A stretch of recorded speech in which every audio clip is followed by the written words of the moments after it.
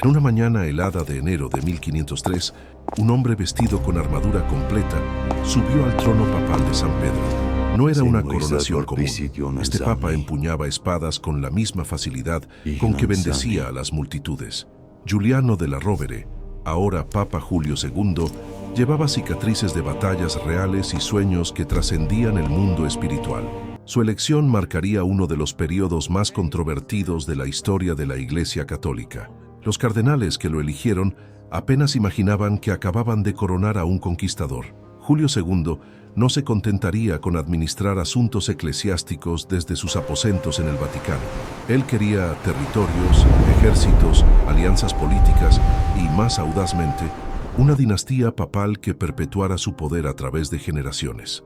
Este era un papa que usaba armadura, hacía alianzas políticas y soñaba con una dinastía que rivalizaría con los mayores imperios de la época. Nacido en una familia de pescadores en Albisola, cerca de Génova, Giuliano creció observando barcos que partían hacia conquistas lejanas. Su ascenso meteórico en la jerarquía eclesiástica comenzó cuando su tío Francesco della Rovere se convirtió en el Papa Sixto IV. El nepotismo papal, común en la época, le abrió puertas que jamás se habrían abierto para un simple hijo de pescador. A los 30 años, ya era cardenal y conspiraba en los pasillos del poder. Una figura como Julio II parecía imposible. Pero ya verás hasta dónde llega un papa por el poder. Dale, me gusta a esta historia si te gusta y comenta desde dónde la ves. Descubramos los detalles tras bambalinas del Vaticano como nunca antes. Pero a diferencia de otros nepotistas papales, Giuliano poseía una ambición que superaba los beneficios personales. Estudiaba mapas como un general, analizaba tratados como un diplomático y acumulaba riquezas como un mercader veneciano. Sus contemporáneos susurraban que él veía el papado no como una vocación espiritual, sino como una plataforma para construir un reino terrenal. Esta visión revolucionaria y herética moldearía decisiones que sacudirían Europa. Durante los años que antecedieron a su elección, Giuliano observó cómo otros papas desperdiciaban oportunidades políticas. Los estados pontificios estaban fragmentados, eran vulnerables y dependían de poderes externos. Él visualizaba algo grandioso, un papa rey que unificaría Italia bajo su corona, estableciendo una monarquía papal hereditaria. Este sueño audaz comenzaría a materializarse tan pronto como las puertas del cónclave se cerraran tras él. La idea de que un papa estableciera una dinastía era revolucionaria y técnicamente imposible. El celibato clerical, establecido siglos antes, impedía que los papas tuvieran herederos legítimos, al menos oficialmente. Pero Julio II no era un papa convencional. Documentos descubiertos en los archivos secretos del Vaticano revelan que mantenía correspondencia regular con Felice della Rovere, su hija reconocida públicamente, tratándola como sucesora política de sus proyectos territoriales. Felice no era solo una hija bastarda mantenida en secreto. Julio II la educó como una princesa renacentista, proporcionándole los mejores tutores en política, diplomacia y administración territorial. Cartas conservadas en la Biblioteca Apostólica muestran que ella participaba activamente en las decisiones papales, firmando documentos oficiales y representando al Papa en negociaciones delicadas. Era una situación sin precedentes en la historia papal. Una mujer ejerciendo un poder casi real en los estados pontificios. ¿Alguna vez imaginaste a un papa con armadura, liderando tropas como un rey? Si esta trama parece sacada de una serie épica, imagina saber que es real. Suscríbete al canal ahora para no perderte otras historias históricas que parecen ficción, pero que son realidad. El plan de Julio II era ingenioso y peligroso. Pretendía casar a Felice con un noble influyente, creando una alianza que consolidaría su poder territorial. Los hijos de esta unión heredarían no solo títulos nobiliarios, sino también el control efectivo sobre los estados pontificios. Documentos de la época muestran que negociaba secretamente con familias poderosas, ofreciendo territorios eclesiásticos como dote para garantizar el matrimonio más ventajoso políticamente. Esta estrategia dinástica exigía que Julio II transformara el papado de una institución espiritual en una monarquía hereditaria disfrazada. Comenzó modificando leyes canónicas, creando precedentes que permitirían una mayor participación de familiares en asuntos oficiales. Sus contemporáneos percibieron estos cambios, pero pocos comprendieron la extensión real de sus ambiciones. Cardenales leales comenzaron a cuestionar en privado si todavía servían a la Iglesia o a un proyecto personal megalómano. El mayor obstáculo para sus planes dinásticos no era la oposición clerical, sino la compleja política italiana. Venecianos, franceses, españoles y otros poderes regionales observaban con sospecha el creciente poder temporal del Papa. Temían que un Papa Rey hereditario creara un nuevo imperio en el corazón de Europa, alterando permanentemente el equilibrio de poder continental. Julio II necesitaría algo más que diplomacia para realizar sus sueños. En 1506, algo inédito ocurrió en la historia papal. Julio II vistió una armadura completa y cabalgó personalmente al frente de un ejército papal. No era una procesión ceremonial, era una campaña militar real contra Perugia y Bolonia, ciudades que desafiaban su autoridad temporal. Cronistas de la época describieron la escena surrealista de un papa empuñando una espada, gritando órdenes militares y planificando asedios como un condottiero experimentado. La cristiandad asistía atónita. Esta transformación de pontífice en general no fue impulsiva. Documentos militares conservados en los archivos del castillo de Sant'Angelo revelan que Julio II estudió estrategia militar durante meses, consultando a veteranos de las guerras italianas. Contrató a los mejores ingenieros militares para modernizar las fortificaciones papales y estableció una academia militar secreta dentro del Vaticano. Los cardenales fueron obligados a aprender tácticas básicas de combate, una exigencia que causó escándalos silenciosos en la curia. ¿Corrompemos el poder o revelamos quiénes somos realmente? Deja tu opinión en los comentarios. ¿Crees que Julio II fue un héroe o un villano? Tu perspectiva podría abrir una nueva perspectiva para todos los espectadores. La campaña militar de Perugia demostró que Julio II no iba de farol. Asedió personalmente la ciudad, durmiendo en tiendas de campaña y compartiendo raciones con soldados comunes. Cuando Perugia se rindió, entró triunfalmente montado en un caballo de guerra, usando la tiara papal sobre su armadura. La imagen era deliberadamente paradójica. Un sucesor de San Pedro celebrando conquistas militares como un emperador romano. Esta dualidad simbólica comunicaba sus verdaderas intenciones. Bolonia ofreció una resistencia más feroz, forzando a Julio II a demostrar sus habilidades estratégicas reales. Orquestó un asedio complejo, coordinando ataques simultáneos, mientras negociaba secretamente con facciones internas de la ciudad. Cuando Bolonia finalmente capituló, el Papa no solo anexionó el territorio, sino que estableció un sistema administrativo que centralizaba todo el poder en su persona. Era una gobernanza monárquica, disfrazada de administración eclesiástica. Las victorias militares de Julio II enviaron un mensaje claro a las potencias europeas. El papado ya no sería una institución puramente espiritual. Los embajadores informaron a sus cortes que el Papa se comportaba como un rey conquistador, planeando futuras expansiones territoriales. Este comportamiento militar sin precedentes creaba una situación peligrosa. Un papa que usaba la fuerza armada podría fácilmente establecer una monarquía hereditaria, alterando permanentemente la naturaleza del poder papal. Mientras consolidaba conquistas militares, Julio II tejía simultáneamente una compleja red de alianzas políticas que rivalizaba con las maquinaciones de los más astutos monarcas europeos. Correspondencias diplomáticas descubiertas recientemente revelan que mantenía embajadores secretos en todas las principales cortes europeas, no para asuntos espirituales, sino para negocios puramente políticos. Estas alianzas estaban calculadas para sostener sus sueños monárquicos, no para servir a intereses eclesiásticos tradicionales.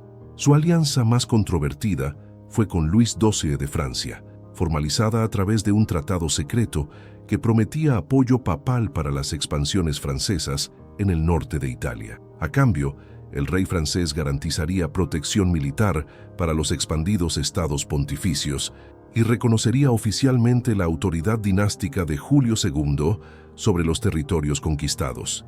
Documentos firmados muestran cláusulas que efectivamente trataban al Papa como un monarca secular, con derechos hereditarios implícitos sobre sus dominios. Simultáneamente, Julio II negociaba con Venecia los términos de una liga antifrancesa, demostrando su sofisticación diplomática maquiavélica. Comprendía que las alianzas exclusivas limitarían sus opciones futuras, prefiriendo mantener a múltiples socios en una tensión controlada. Esta estrategia le permitía extraer concesiones de todas las partes, fortaleciendo gradualmente su posición independiente. Era diplomacia de alto nivel, ejecutada por un papa que pensaba como un rey renacentista. El acuerdo más audaz involucró a Maximiliano I del Sacro Imperio Romano Germánico. Julio II ofreció apoyo papal para las ambiciones imperiales de Maximiliano en Italia, a cambio del reconocimiento formal de los estados pontificios como un reino independiente bajo su dinastía. Correspondencias conservadas muestran que ambos discutían abiertamente la posibilidad de que Felice della Rovere se casara con un archiduque austriaco, creando una alianza dinástica que uniría el poder temporal papal con el prestigio imperial de los Habsburgo. Estas alianzas múltiples y a menudo contradictorias creaban una situación diplomáticamente insostenible. Los embajadores europeos informaban que el Papa se comportaba más como un monarca secular, negociando territorios, que como un líder espiritual mediando conflictos. Su red de tratados secretos estaba creando tensiones que inevitablemente estallarían, forzándolo a elegir entre la diplomacia y la guerra. La elección que haría definiría el futuro de sus sueños monárquicos. En 1511, Julio II creó la Liga Santa, una alianza militar que oficialmente tenía como objetivo expulsar a los franceses de Italia, pero cuyos objetivos secretos eran mucho más ambiciosos. Documentos cifrados descubiertos en los archivos venecianos revelan que la Liga era, en realidad, un intento de establecer a Julio II como el árbitro supremo de la política europea, esencialmente, un emperador cristiano disfrazado de papa. Esta fue su jugada más audaz para consolidar un poder monárquico permanente. La Liga reunía a Venecia, España, Inglaterra y el Sacro Imperio contra Francia, pero cláusulas secretas definían a Julio II como comandante supremo de todas las fuerzas aliadas. Esto le daría control militar directo sobre ejércitos que no eran papales, una situación sin precedentes en la historia. Correspondencias militares muestran que planeaba usar este mando para conquistar territorios adicionales, no solo para expulsar a los franceses, sino para expandir permanentemente los estados pontificios hasta formar un reino respetable. La financiación de la Liga Santa revelaba la sofisticación económica de Julio II. Estableció un sistema de impuestos especiales sobre propiedades eclesiásticas, vendió indulgencias a escala industrial e incluso hipotecó reliquias sagradas a banqueros florentinos. Documentos bancarios conservados muestran que recaudó fondos equivalentes a presupuestos nacionales enteros, demostrando que trataba los recursos de la Iglesia como patrimonio personal para financiar ambiciones políticas. Era una secularización disfrazada. Militarmente, la Liga Santa obtuvo inicialmente éxitos impresionantes. Julio II comandó personalmente varias batallas, usando tácticas innovadoras que combinaban artillería pesada con caballería rápida. Los cronistas lo describieron dirigiendo ataques montado en un caballo de guerra, con su tiara papal visible sobre una armadura ornamentada. Cada victoria militar fortalecía su posición como líder temporal, acercándolo a sus objetivos monárquicos a través de la conquista directa. Sin embargo, el éxito militar inicial enmascaraba serios problemas estructurales. Los aliados de la Liga Santa comenzaron a sospechar que Julio II los estaba usando para objetivos personales, no para defender la cristiandad. Informes diplomáticos indican una creciente desconfianza sobre sus verdaderas intenciones, especialmente cuando comenzó a reclamar territorios liberados como posesiones papales permanentes. Esta sospecha pronto se transformaría en oposición abierta, creando crisis que amenazarían con destruir todos sus planes. La oposición a los métodos controvertidos de Julio II se cristalizó en 1511, cuando un grupo de cardenales franceses convocó el Concilio de Pisa, cuestionando directamente su legitimidad papal. No era solo una disputa teológica, era una rebelión política contra sus ambiciones monárquicas. Documentos del concilio conservados en la Biblioteca Nacional de París, muestran que los cardenales rebeldes lo acusaban explícitamente de transformar el papado en una monarquía secular, traicionando siglos de tradición eclesiástica. Los cardenales rebeldes presentaron evidencias detalladas de las actividades antipapales de Julio II, correspondencias sobre planes dinásticos, contratos militares firmados como monarca secular y testimonios de diplomáticos sobre sus negociaciones territoriales. Argumentaban que un papa que usaba armadura, hacía alianzas políticas y soñaba con una dinastía, había abandonado su vocación espiritual, volviéndose indistinguible de cualquier príncipe temporal ambicioso. Era una acusación devastadora y técnicamente correcta. Julio II respondió al desafío con su característica agresividad. En lugar de defenderse teológicamente, movilizó ejércitos contra los cardenales rebeldes, asediando ciudades que apoyaban el Concilio de Pisa. Esta respuesta militar a una cuestión eclesiástica confirmaba las acusaciones de los rebeldes. Ningún papa legítimo resolvería disputas doctrinales a través de la fuerza armada. Documentos militares muestran que trataba a los cardenales opositores como enemigos políticos a ser destruidos, no como hermanos clericales a ser persuadidos. La guerra contra el Concilio de Pisa se convirtió en una guerra civil dentro de la propia Iglesia Católica. Julio II excomulgó a los cardenales que lo desafiaban, mientras que estos lo declaraban un falso papa. Las diócesis europeas se dividieron, con algunos obispos reconociendo a Pisa y otros permaneciendo leales a Roma. Era el mayor cisma interno de la Iglesia desde el Gran Cisma de Occidente, causado directamente por las ambiciones monárquicas de un papa que se negaba a limitarse al poder espiritual. El conflicto revelaba la contradicción fundamental en el proyecto de Julio II. Para establecer una dinastía papal, necesitaba mantener la legitimidad espiritual, pero sus acciones militares y políticas erosionaban exactamente esa legitimidad. Cada batalla ganada como general disminuía su credibilidad como papa. Esta tensión irresoluble entre el poder temporal y la autoridad espiritual pronto forzaría decisiones que determinarían el destino final de sus sueños imposibles.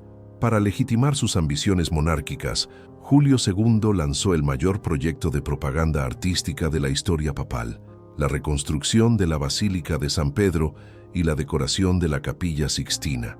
Contratos descubiertos en los archivos secretos del Vaticano revelan que encargó estas obras no para la gloria divina, sino para crear monumentos que rivalizaran con los palacios reales. Miguel Ángel, Rafael y otros maestros renacentistas se convirtieron involuntariamente en propagandistas de un papa que se comportaba como un rey. La famosa Capilla Sixtina lleva un simbolismo político sutil que pocos perciben. Miguel Ángel fue instruido para incluir escenas que glorificaran el poder temporal papal, especialmente episodios bíblicos de líderes que combinaban autoridad espiritual y militar. Correspondencias entre el artista y el papa muestran tensiones constantes sobre este contenido político. Miguel Ángel prefería temas puramente religiosos, pero Julio II insistía en imágenes que legitimaran a los papas guerreros. El resultado fue una obra maestra cargada de subtextos monárquicos. El proyecto de la nueva Basílica de San Pedro era aún más ambicioso políticamente. Planos arquitectónicos conservados muestran que Julio II planeaba crear no solo una iglesia, sino un complejo palaciego que incluiría tronos ceremoniales, salas de audiencia real y apartamentos dinásticos para su familia. La basílica sería simultáneamente el centro espiritual y la sede de una monarquía papal. Era arquitectura como manifiesto político, comunicando visualmente sus intenciones de transformar el papado en un reino hereditario. La financiación de estos proyectos artísticos revelaba métodos cuestionables. Julio II vendió indulgencias a una escala sin precedentes, prometiendo el perdón divino a cambio de contribuciones para las construcciones. Documentos bancarios muestran que desvió fondos destinados a obras de caridad para pagar a artistas y arquitectos. Era la comercialización de la salvación para financiar propaganda personal, una práctica que escandalizaría a reformadores como Martín Lutero décadas después. Irónicamente, el arte encargado por Julio II para legitimar sus ambiciones monárquicas se convirtió en su legado más duradero. Mientras sus sueños dinásticos fracasaron, la Capilla Sixtina y la Basílica de San Pedro permanecieron como testimonios de su megalomanía transformada en belleza eterna. Los visitantes modernos admiran estas obras maestras sin percibir que fueron creadas por un papa que quería ser rey, financiadas con dinero obtenido a través de prácticas que hoy consideraríamos corruptas. Felice della Rovere ocupaba una posición única y contradictoria en la Roma papal de principios del siglo XVI. Oficialmente, era solo una hija bastarda reconocida. Extraoficialmente, funcionaba como princesa heredera de un reino papal imaginario. Documentos notariales descubiertos en los archivos romanos muestran que Julio II le concedió extensos poderes administrativos sobre territorios papales, tratándola como una sucesora política legítima.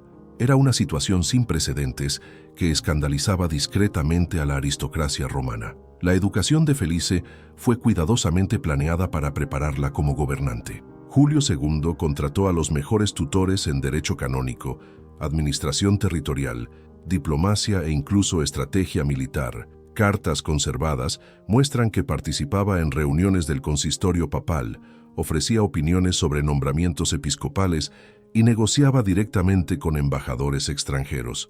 A todos los efectos prácticos, ejercía funciones que normalmente corresponderían a un príncipe heredero, un papel imposible para una hija de papa. El matrimonio de Felice con Gian Giordano Orsini fue diseñado como una alianza dinástica estratégica. Contratos matrimoniales detallados muestran que Julio II ofreció territorios papales como dote, transfiriendo efectivamente propiedades eclesiásticas al control familiar. Los Orsini, una de las familias más poderosas de Roma, ganaron influencia papal directa, mientras que Julio II aseguró que sus futuros nietos heredarían tanto prestigio nobiliario como control territorial. Era una ingeniería dinástica sofisticada, disfrazada de un matrimonio aristocrático común. Después del matrimonio, Felice se volvió aún más influyente políticamente. Estableció su propia corte en competencia directa con otras familias nobiliarias romanas, concediendo favores papales, mediando disputas territoriales e incluso nombrando funcionarios para cargos eclesiásticos. Correspondencias de la época muestran que los embajadores extranjeros a menudo negociaban con ella en lugar de buscar audiencias directas con el Papa. Era un poder casi real, ejercido por una mujer en una sociedad patriarcal dominada por la Iglesia. La posición de Felice creaba tensiones constantes con cardenales y nobles establecidos. Muchos la consideraban una usurpadora que corrompía tradiciones eclesiásticas milenarias.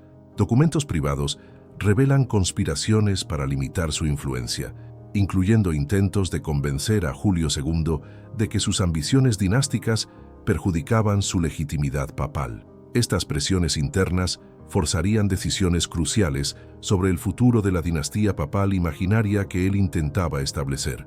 Para financiar sus ambiciones monárquicas, Julio II necesitaba recursos que excedían los ingresos papales tradicionales. Una fuente controvertida fue la confiscación de propiedades dejadas por César Borgia, el infame hijo del Papa Alejandro VI.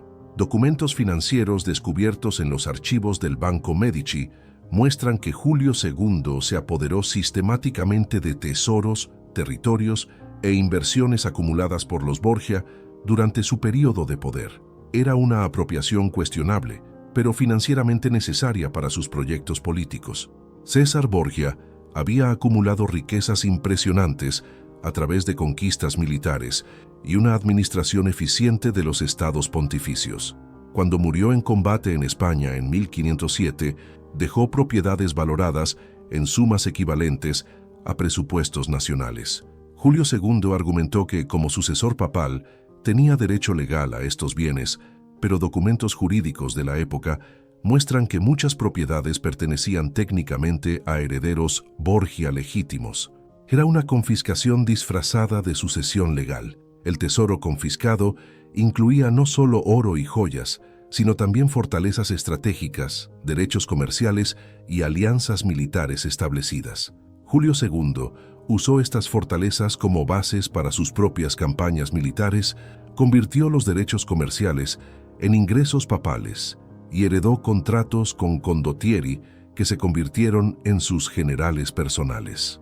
Era una transferencia completa de poder político de una dinastía papal fracasada a otra en construcción. La ironía histórica era palpable. Julio II criticaba públicamente a los Borgia por el nepotismo y la secularización del papado, mientras que simultáneamente usaba métodos idénticos a una escala aún mayor. Denunciaba a Alejandro VI por establecer una dinastía papal a través de César, pero secretamente planeaba hacer exactamente lo mismo a través de Felice della Rovere. La principal diferencia era que Julio II había aprendido de los errores de los Borgia, desarrollando estrategias más sofisticadas para el mismo objetivo fundamental. La confiscación de las riquezas de los Borgia fue crucial para financiar la Liga Santa y las campañas militares posteriores. Sin esos recursos, Julio II nunca habría conseguido mantener ejércitos suficientemente grandes para sus conquistas territoriales. En un sentido muy real, sus ambiciones monárquicas se construyeron sobre los cimientos dejados por sus controvertidos predecesores, una continuidad dinástica involuntaria que conectaba a diferentes papas reyes en una narrativa secular continua. Venecia, tradicionalmente aliada de los estados pontificios, comenzó a ver a Julio II como una amenaza existencial cuando sus ambiciones monárquicas se hicieron evidentes. Documentos diplomáticos conservados en el Archivo Estatal veneciano revelan una elaborada conspiración para asesinar al Papa Guerrero antes de que pudiera consolidar poder suficiente para desafiar a la República. Era una sofisticada operación de inteligencia que involucraba agentes infiltrados en el Vaticano y planes detallados para su eliminación política. La decisión veneciana se basaba en análisis estratégicos precisos. Informes de embajadores describían a Julio II como más peligroso que cualquier emperador, porque combinaba legitimidad espiritual con ambiciones territoriales ilimitadas. Los venecianos comprendieron que un papa rey hereditario controlando toda la Italia central representaría una amenaza mortal para el comercio mediterráneo veneciano. Prefirieron arriesgarse a un asesinato papal a enfrentar esa amenaza cuando se volviera irresistible. La conspiración involucró múltiples células operativas. Una infiltraría la Guardia Suiza papal, otra corrompería a funcionarios vaticanos responsables de la alimentación del Papa, y una tercera establecería comunicaciones seguras con cardenales opositores dispuestos a legitimar un sucesor favorable a Venecia. Documentos cifrados muestran que los conspiradores planearon hacer que el asesinato pareciera una muerte natural, evitando la martirización de Julio II y permitiendo una transición papal suave. El plan más audaz implicaba el envenenamiento durante una audiencia papal pública. Agentes venecianos lograron infiltrar a un operativo en el equipo responsable de la preparación de la comunión papal, planeando usar un veneno que imitaría un ataque cardíaco natural. Correspondencias conservadas muestran que probaron sustancias en animales, cronometraron los síntomas y prepararon coartadas detalladas. Era una operación de eliminación política digna de un thriller moderno, ejecutada con recursos renacentistas. Irónicamente, la conspiración fracasó no por ser descubierta por el Papa, sino por cambios en la situación política internacional. Cuando Francia derrotó a las fuerzas de la Liga Santa en la batalla de Rávena, Venecia decidió que un Julio II debilitado sería más útil vivo que muerto. Un papa desesperado podría ser manipulado más fácilmente que un sucesor desconocido. Así, uno de los intentos de asesinato papal más elaborados de la historia fue cancelado por fríos cálculos políticos. La batalla de Rávena, el 11 de abril de 1512, representó el colapso catastrófico de los sueños monárquicos de Julio II.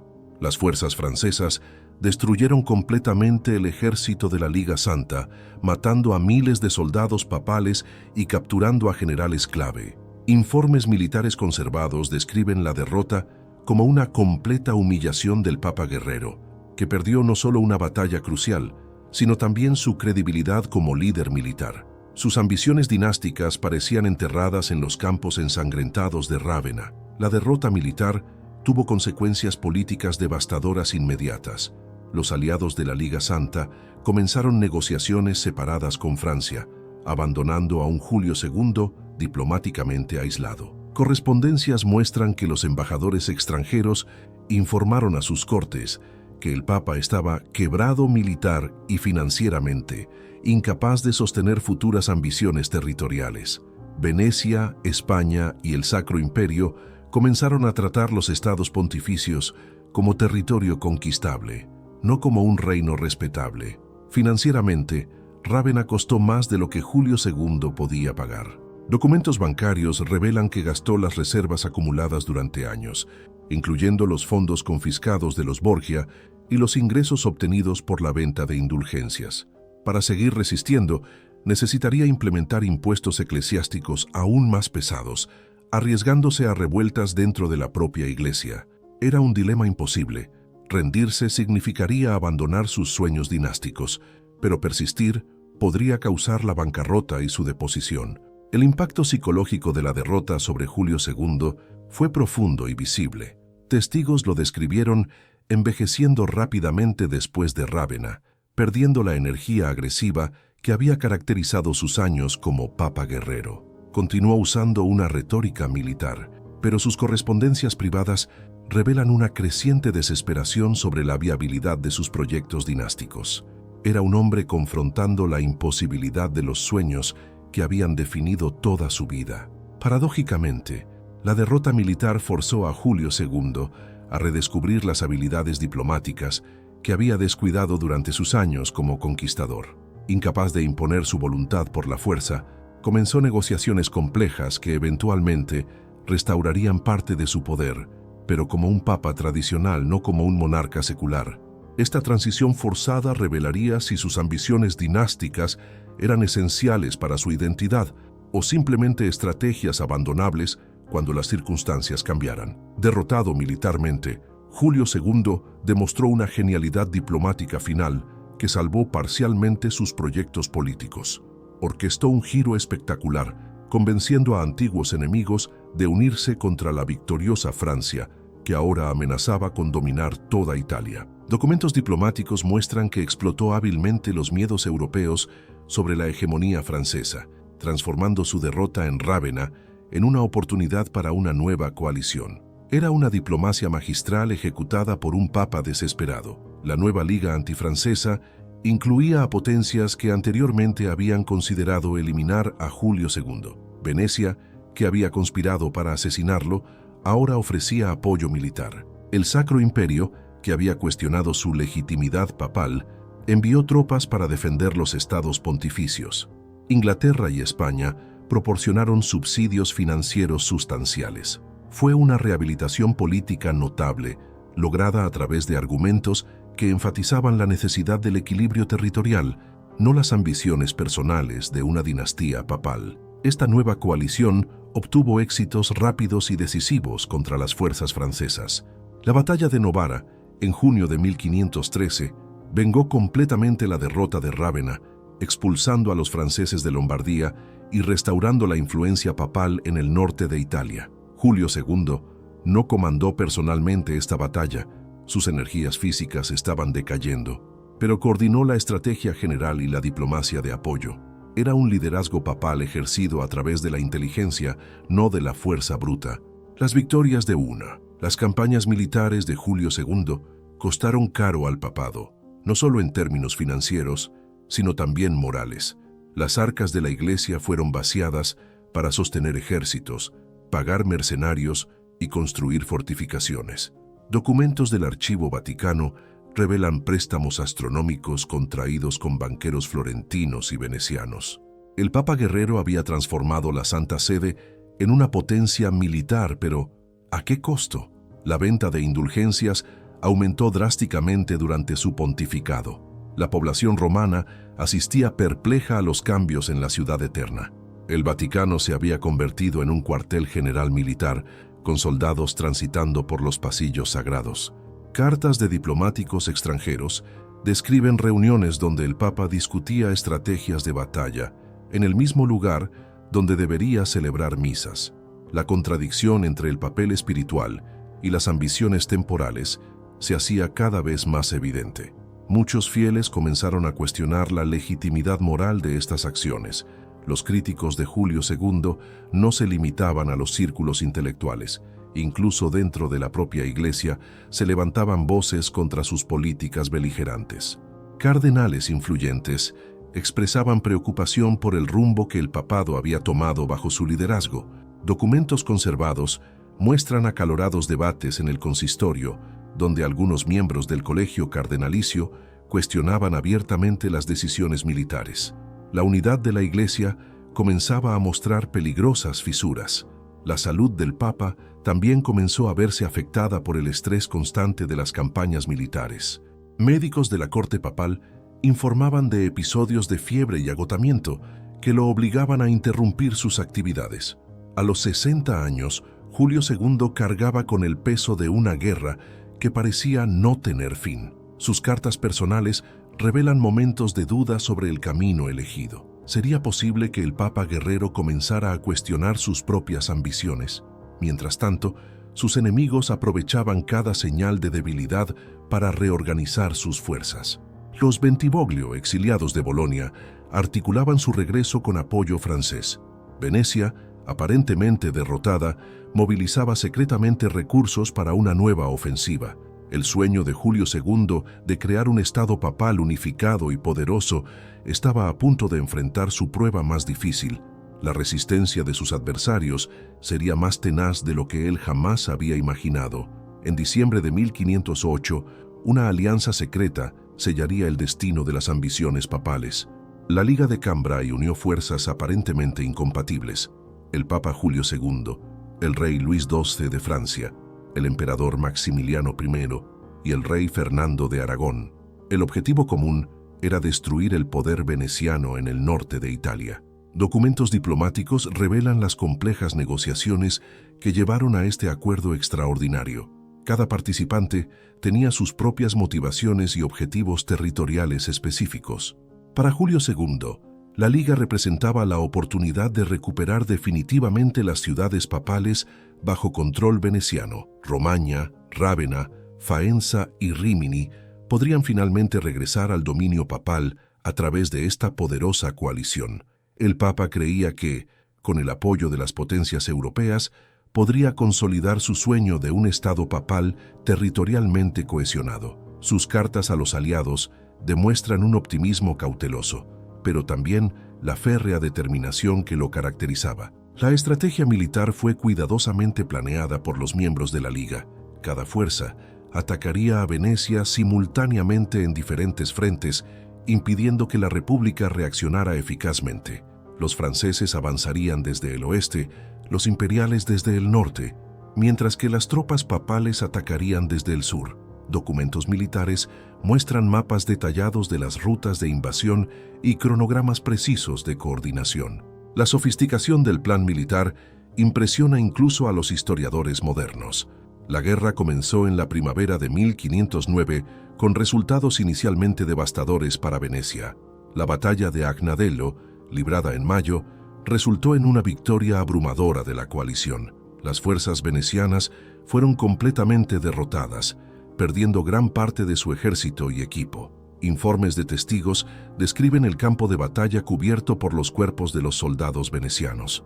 La poderosa república que había dominado el Mediterráneo durante siglos parecía estar al borde del colapso total. Julio II celebró la victoria como una confirmación divina de sus planes. Finalmente, las ciudades de la Romaña estaban al alcance de sus manos, pero el Papa guerrero no sospechaba que esta alianza, aparentemente perfecta, pronto se transformaría en la fuente de sus mayores pesadillas. La presencia francesa en Italia, inicialmente bienvenida, comenzaría a despertar nuevas preocupaciones sobre la independencia italiana. La victoria sobre Venecia trajo consecuencias inesperadas para Julio II. Los franceses, embriagados por el éxito militar, comenzaron a demostrar ambiciones que iban mucho más allá de los acuerdos originales de la Liga de Cambrai. Luis XII no mostraba señales de querer abandonar los territorios conquistados en el norte de Italia. Documentos diplomáticos revelan la creciente tensión entre el Papa y su antiguo aliado francés. Lo que había comenzado como una asociación estratégica se estaba transformando en una amenaza para la independencia italiana. El Papa se dio cuenta rápidamente de que había cambiado un problema por otro aún mayor. Si Venecia era una amenaza regional, Francia representaba un peligro existencial para toda Italia. Cartas secretas del archivo papal muestran a Julio II sondeando discretamente a otras potencias europeas sobre la posibilidad de una nueva alianza antifrancesa. Su habilidad diplomática sería puesta a prueba al máximo en este giro político. La situación exigía no solo coraje militar, sino también una refinada astucia política. En febrero de 1510, el Papa tomó una decisión que conmocionaría a toda Europa. Rompió públicamente con Francia y comenzó a negociar secretamente con Venecia. Sus antiguos enemigos venecianos se convirtieron en potenciales aliados contra la amenaza francesa. La ironía de la situación no pasaba desapercibida para los observadores contemporáneos. Documentos muestran a embajadores venecianos siendo recibidos secretamente en el Vaticano, mientras que los diplomáticos franceses eran mantenidos a distancia. La política papal había dado un giro completo en menos de 2 años. La ruptura con Francia colocó a Julio II en una posición extremadamente peligrosa. Solo, el Estado papal no tenía fuerzas suficientes para enfrentar a los ejércitos franceses. El Papa necesitaba urgentemente nuevos aliados para equilibrar la balanza de poder en Italia. Sus cartas revelan una intensa actividad diplomática, buscando apoyo en España, en el Sacro Imperio Romano e incluso en Inglaterra. La supervivencia de sus planes dependía de su capacidad para construir rápidamente una nueva coalición internacional. La tensión militar escaló rápidamente durante el verano de 1510. Las tropas francesas comenzaron a moverse amenazadoramente en dirección a los territorios papales. Julio II, fiel a su temperamento guerrero, no retrocedió ante la amenaza. Documentos muestran órdenes urgentes para fortificar ciudades de la Romaña y movilizar las fuerzas papales. El Papa, que quería ser rey, estaba a punto de enfrentar la prueba definitiva de sus ambiciones temporales. En octubre de 1511, Julio II logró lo que parecía imposible: formar una nueva coalición internacional contra Francia. La Santa Liga unió al Papado, España, Venecia y posteriormente a Inglaterra en una alianza determinada a expulsar a los franceses de Italia. Documentos diplomáticos revelan las complejas negociaciones que llevaron a este acuerdo. El Papa había logrado transformar una guerra por la supremacía territorial en una cruzada por la independencia italiana. Su capacidad para reinventar conflictos políticos como cuestiones morales era verdaderamente notable. La respuesta francesa fue inmediata y brutal. Luis XII convocó un concilio cismático en Pisa, cuestionando la legitimidad del propio pontificado de Julio II. La amenaza de un cisma en la Iglesia era real y representaba un peligro existencial para el papado. Documentos muestran la genuina preocupación del Papa con esta maniobra francesa. Algunos cardenales franceses apoyaron abiertamente el concilio rebelde, creando una crisis institucional sin precedentes. La guerra se había vuelto no solo militar, sino también espiritual. Julio II respondió con su característica determinación. Convocó el Biconcilio de Letrán en Roma, estableciendo la legitimidad papal contra las pretensiones francesas. Simultáneamente, intensificó las operaciones militares en la Romaña y en el norte de Italia. Informes militares muestran al Papa, a pesar de su avanzada edad, acompañando personalmente a las tropas en campaña. Su presencia en el campo de batalla inspiraba a los soldados y demostraba que no retrocedería ante las amenazas francesas. La Guerra de la Santa Liga produjo batallas épicas que definieron el destino de la Italia renacentista. La batalla de Rávena, en abril de 1512, resultó técnicamente en una victoria francesa, pero a un costo tan alto que se convirtió en una victoria pírrica. El comandante francés Gastón de Foix murió en el combate, dejando a las fuerzas francesas sin un liderazgo efectivo. Documentos militares describen el campo de batalla como una verdadera masacre, con miles de muertos de ambos lados. A pesar de los reveses militares, Julio II mantenía su determinación inquebrantable. Cartas personales revelan su convicción de que la causa italiana era justa y que Dios favorecería sus esfuerzos. El Papa guerrero, ahora con casi 70 años, continuaba planeando campañas militares y buscando nuevos aliados para su causa. Su resistencia física y moral impresionaba incluso a sus críticos más severos. En febrero de 1513, Giuliano della Rovere sentía el peso de los años y de las batallas. Su salud, comprometida por las constantes campañas militares, comenzaba a fallar definitivamente. Documentos médicos de la época describen episodios de fiebre alta y extrema debilidad física. Aún así, el Papa continuaba recibiendo informes militares y tomando decisiones estratégicas desde su lecho de muerte. Su dedicación a los objetivos políticos permanecía inquebrantable, incluso ante la proximidad de la muerte.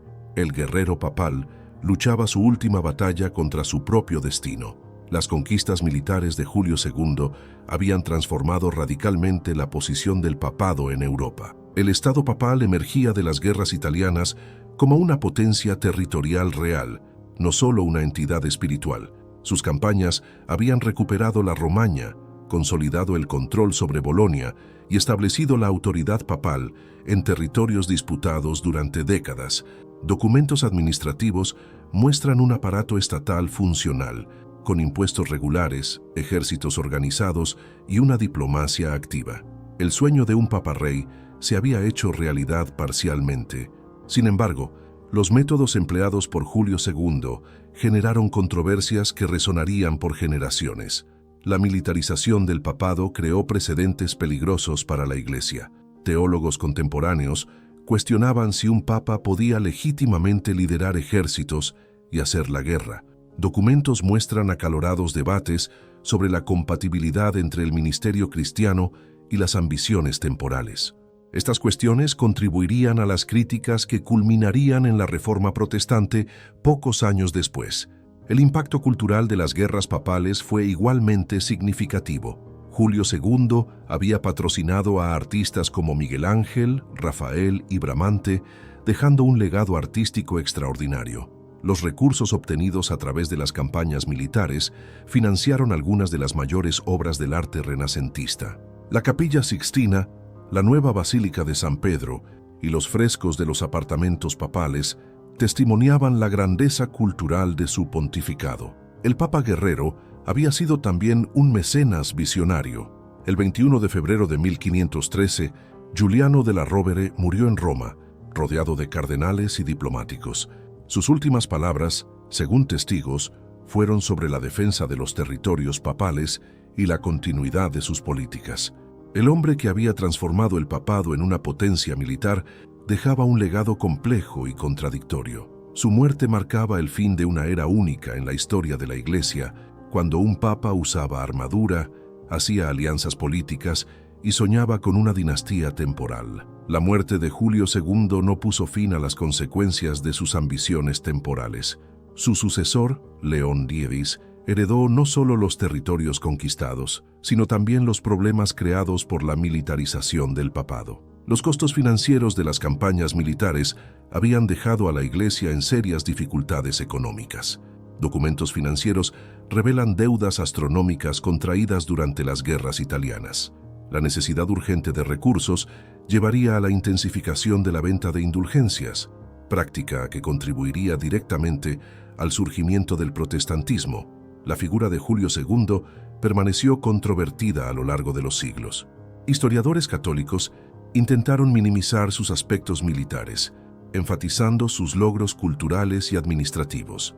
Críticos protestantes lo retrataron como un símbolo de la corrupción papal y del alejamiento de la Iglesia de su misión espiritual. Documentos muestran que incluso sus contemporáneos tenían opiniones divididas sobre su legado. Los diplomáticos lo respetaban como un político hábil, mientras que los teólogos cuestionaban sus métodos y motivaciones. El modelo de Papa Guerrero creado por Julio II influyó profundamente en la política europea del siglo XVI. Sus sucesores mantuvieron muchas de sus innovaciones administrativas y diplomáticas, aunque con menor énfasis militar. El Estado papal continuó siendo una potencia política significativa en Italia durante siglos. Documentos muestran que las estructuras creadas durante su pontificado permanecieron funcionales hasta la unificación italiana en el siglo XIX. Su visión de un papado temporalmente poderoso había creado instituciones duraderas. Historias como esta merecen ser escuchadas por más gente. Comparte este video con quienes aman la historia, el poder y las intrigas reales, y activa la campanita para estar al tanto de nuestros próximos episodios. Publicamos a diario. La historia de Giuliano della Rovere revela las complejidades del poder en la Italia del Renacimiento. Sus ambiciones territoriales reflejaban no solo una ambición personal, sino también la necesidad de defender la independencia italiana contra potencias extranjeras. Documentos diplomáticos muestran que muchos contemporáneos veían sus guerras como una legítima defensa nacional. La cuestión sobre si sus métodos justificaban sus objetivos permanece en debate entre los historiadores. El Papa Guerrero había anticipado dilemas modernos sobre religión y política. Hoy, 500 años después, la figura de Julio II continúa fascinando a historiadores y al público en general. Su historia desafía nuestras concepciones sobre el liderazgo religioso y el poder político. En una era donde las cuestiones sobre la autoridad espiritual y las ambiciones temporales siguen siendo relevantes, el legado del Papa que quiso ser rey ofrece lecciones importantes. Documentos históricos continúan siendo descubiertos, revelando nuevos aspectos de su compleja personalidad y de sus controvertidos métodos.